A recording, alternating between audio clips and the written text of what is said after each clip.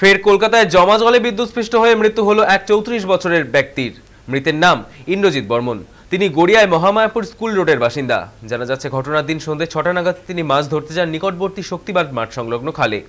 মাছ ধরে ফিরে আসেন এক বন্ধুর ফ্ল্যাটে। সকাল থেকে ওই এলাকায় বিদ্যুৎ ছিল না। ফ্ল্যাটে ঢোকার সময় হঠাৎই বিদ্যুৎ চলে আসে তার ফ্ল্যাটের গেটে।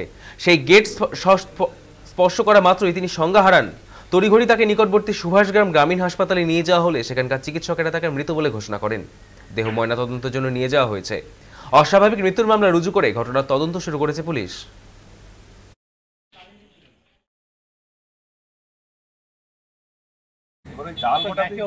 আমি যখন জানতে পেরেছি তখন ছাদে প্রায়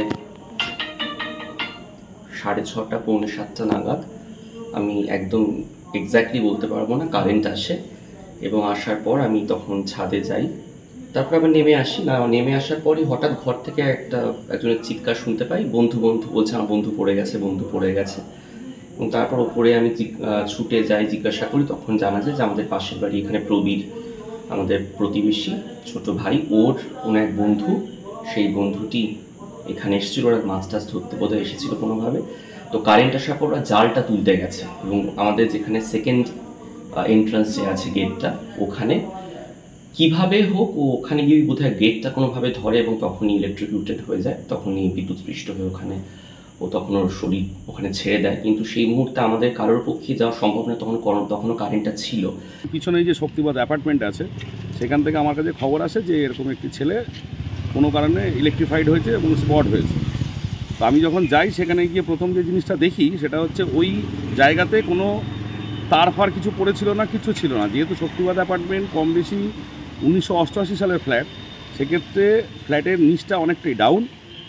বহুবার তাদেরকে বলা সত্ত্বেও তারা ইলেকট্রিক মিটারগুলোকে সিঁড়ির তলা থেকে তুলে ওপরে তোলেনি।